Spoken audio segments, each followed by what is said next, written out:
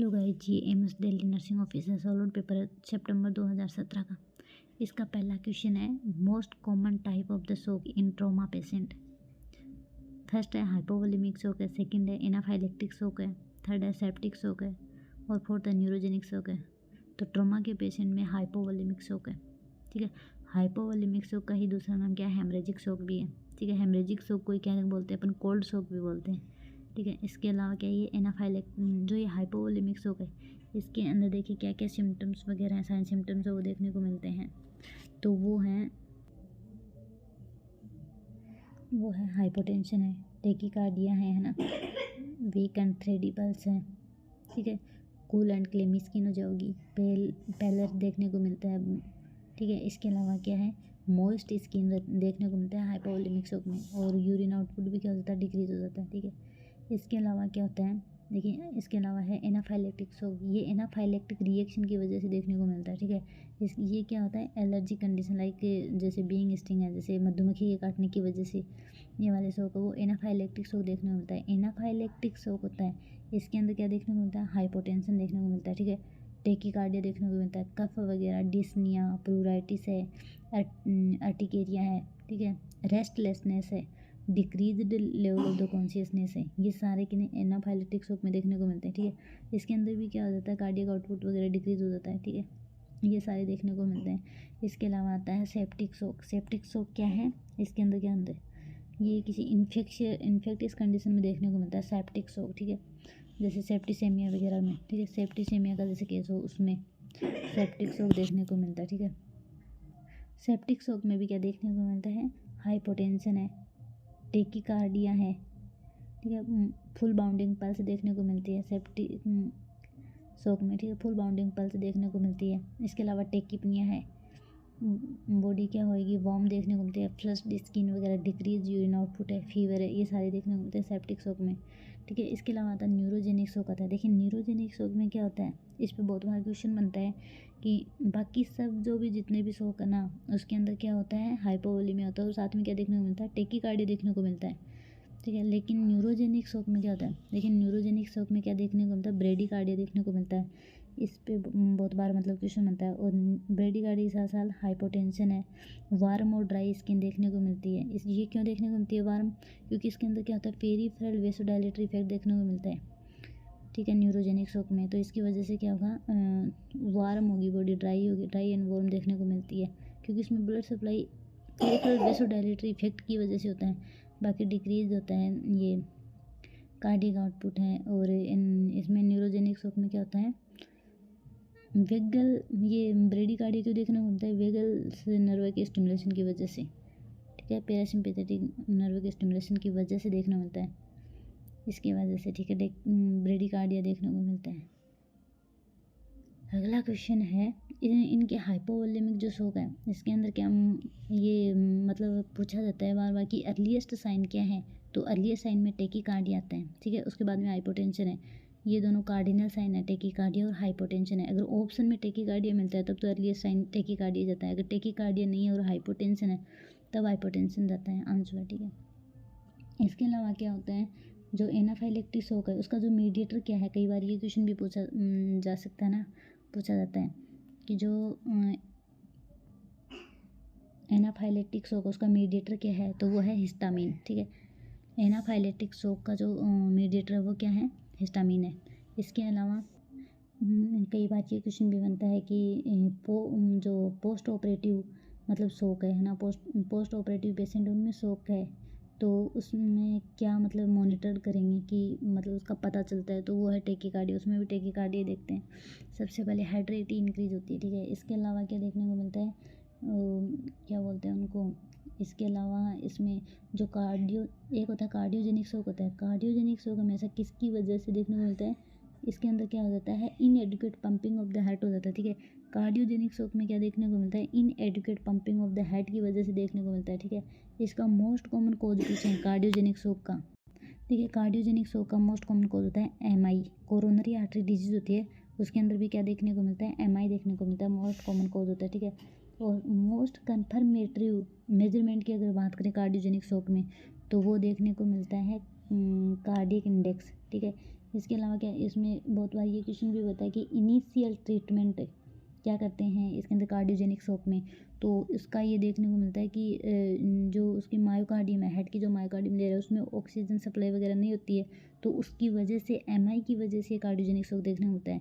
तो इसका initial treatment भी यही है कि उसकी O2 सप्लाई को सबसे पहले O2 ऑक्सीजन दी जाती है, ठीक है। और इसके अलावा आता है प्राइमरी, वो पूछा जाता है primary treatment of the hypovolaemic shock, है ना। शॉक का प्राइमरी ट्रीटमेंट गोल क्या है, तो वो ये रहेगा कि जो परफ्यूजन है उसको मतलब एडुकेट किया जाए, ठीक है। यही है एडुकेट टिश्यू परफ्यूजन है, ठीक है। प्राइमरी गोल होता है इसके ट्रीटमेंट का। इसके अलावा ये सारे क्वेश्चन हैं जो शॉक पे बनते हैं, ठीक है। अगला क्वेश्चन है, सेकंड क्वेश्चन है, intra spinal medication given in which IVD space है, ठीक है।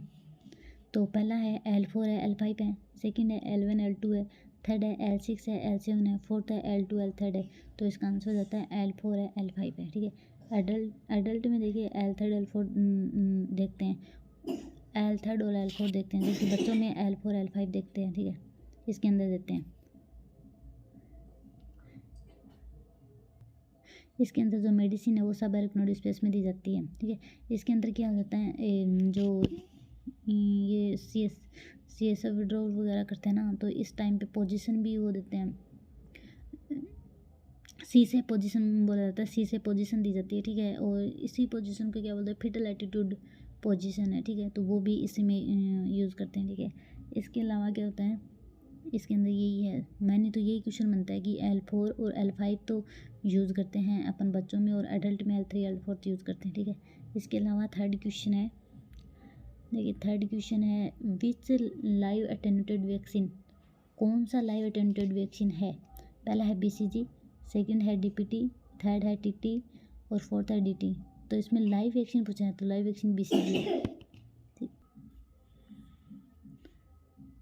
तो इसका आंसर ए है, बेसिलस कालमेट ग्यूरिना लाइव वैक्सीन है।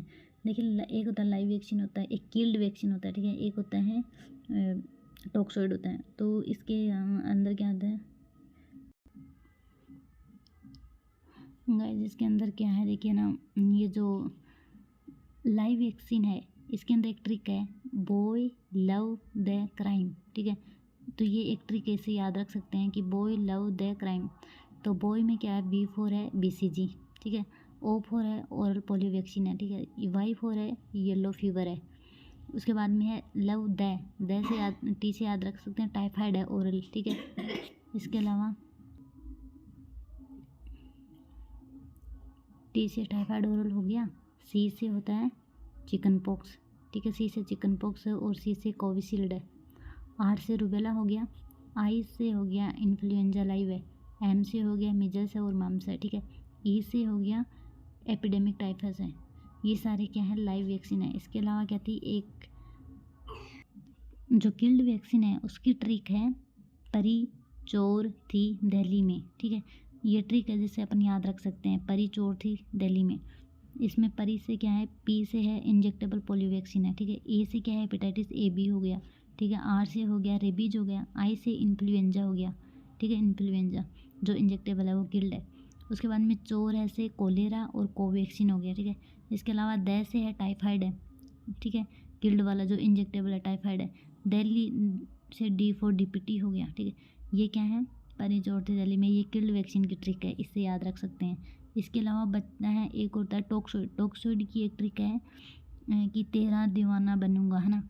ये ट्रिक है अपन याद रख सकते हैं, तेरा दीवाना बनूंगा। T4 टिटनस हो गया, D4 डिप्थीरिया हो गया, है ना, बनूंगा। B4 बोटुलिज्म हो गया। तो इसके अंदर क्या होता है, ये जो बोटुलिज्म होता है ये सबसे फैटल होता है, ठीक है, सबसे डेंजर होता है। कई बार ये क्वेश्चन भी बनता है कि सबसे डेंजर और सबसे फैटल कौन सा है, बोटुलिज्म है। लेकिन सेकंड डेंजर कौन सा है, फैटल कौन सा है, तो वो है टिटनस है, ठीक है, टॉक्सोइड में। तो ये क्वेश्चन भी बहुत बार बनते हैं। इसके अलावा अगला क्वेश्चन है, देखिए अगला क्वेश्चन है फोर्थ नंबर क्वेश्चन, ठीक है।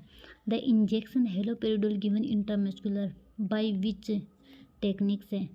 जो हेलोपेरिडोल का इंजेक्शन है IM दे रहे हैं, तो उसका कौन सी ट्रिक्स है, जेड ट्रिक्स है, सेकंड है एम ट्रिक्स है, थर्ड है के ट्रैक है, या फिर फोर्थ है आर ट्रैक है। तो इसका आंसर है जेड ट्रैक। ठीक है, देखिए जेड ट्रैक IM इंजेक्शन में हमेशा जेड ट्रैक यूज़ करते हैं। IM इंजेक्शन कैसे 90 डिग्री एंगल पे लगता है। ठीक है, ये 90 डिग्री एंगल पे लगता है और जेड ट्रैक टेक्निक यूज़ करते हैं। इसके अलावा कौन से और मतलब इंजेक्शन जिसमें मतलब यूज़ करते हैं, एक तो विटामिन डी है, उसमें भी क्या करते हैं IM रूट यूज़ करते हैं और जेड ट्रैक्ट यूज़ करते हैं। ठीक है, इसके अलावा आयरन है। ठीक है, आयरन देने के लिए भी जेड ट्रैक्ट यूज़ किया जाता है। लेकिन इसके देखिए जेड ट्रैक्ट का इसका मेन यही है कि मतलब जो मेडिसिन दी है उसका एक तो बैक फ्लो रोकना है। ठीक है, और एक है कि इस वहाँ की सबक्यूटेनियस टिश्यूज़ में उसके बैक फ्लो को रोकना है। एक है कि इस लोकल इरिटेशन को कम किया जाता है। ठीक है, तभी जेड ट्रैक्ट यूज़ किया जाता है लोकल इरिटेशन को भी कम करने के लिए। ठीक है, इसके अलावा क्या होता है कि जो स्किन है उसको अपन क्या करते हैं, वहाँ की जो स्किन है उससे पहले उसको हम प्रिपेयर करते हैं इंजेक्शन देने से पहले। ठीक है, क्लीन करते हैं साइड को। वो किस मोशन में करते हैं, वो सर्कुलर मोशन में करते हैं। ठीक है, जेट ट्रैक देने से पहले क्या करते हैं, क्लीन जो करते हैं ना साइड को, उसको सर्कुलर मोशन में करते हैं। इसके अलावा क्या सर्कुलर मोशन में क्या करते हैं, सेंटर टू आउटवर्ड करते हैं। सेंटर टू मतलब पेरीफेरी की तरफ करते हैं। और जो अप्रोक्सीमेटली जो एरिया होता है वो 5 सेंटीमीटर का एरिया कवर करते हैं। ठीक है, क्लीन करने के लिए साइड में। इसके अलावा है उसके बाद अपन जो एस्पिरेट करते हैं, aspirate the syringe for the 5 to 10 second के लिए। ठीक है, before injecting the drugs, medicine को देने से पहले 5 to 10 सेकेंड के लिए एस्पिरेट करते हैं हम। अगर ब्लड मतलब आएगा सिरिंज में तो अपन क्या कर लेंगे, विड्रॉल कर लेंगे और द निडल एंड डिस्कार्ड कर लेंगे उसको वोल सिरिंज को, और फिर से प्रिपेयर करेंगे न्यू इंजेक्शन। ठीक है, ये इसके अंदर देखने को मिलता है। और इसके अलावा क्या क्वेश्चन बनता है इस पर, देखिए जेड ट्रैक्ट इंजेक्शन टेक्निक में प्रिवेंट यही है, क्या करते हैं, लीकेज को into the subcutaneous tissues and, और क्या करते हैं, decrease the changes of local irritation. Man तो मकसद यही है इसका। ठीक है, इसके अलावा इसके अंदर क्या करते हैं, पुल और push the skin 2 to 3 centimetre away from the injection site with the non dominant hand से करते हैं। ठीक है, जेड ट्रैक टेक्निक्स के टाइम यूज़ करते हैं। तो इसके अंदर क्या आता है, PS करते हैं द स्किन को एट द 90 डिग्री एंगल हो गया and depress the plunger slowly. ठीक है, इसके अलावा क्या, इफ रेसिस्टेंस अकर हो गया तो पोज द एलर्जिंग एंड डिप्रेसिंग द प्लंजर। ठीक है, इसके अलावा क्या होता है, withdraw the needle then release the skin. अगला क्वेश्चन है, once of the most initial things that should be done by a nurse while going to home visit. देखिए ये क्या है, फर्स्ट क्वेश्चन है, one of the most initial things है that should be done by a nurse while going to the home visit. First है address the purpose of the home visit to the family member. Second है counselling the family. Third है ask for water sanitation. और fourth है hand wash before interviewing the family member. Initial things क्या है इसके अंदर, ठीक है, तो वो है address the purpose of the home visit to the family member. जो फैमिली मेम्बर है उनको अपन होम विजिट का पर्पज के बारे में बताएंगे। ठीक है, ये आंसर है इसका। तो गाइज ये कुछ क्वेश्चन थे जो 2017 के पेपर में आए थे एम्स दिल्ली वाले नर्सिंग ऑफिसर के। अगर आपको वीडियो पसंद आए तो लाइक कर देना और शेयर करना और सब्सक्राइब भी कर दिया करो।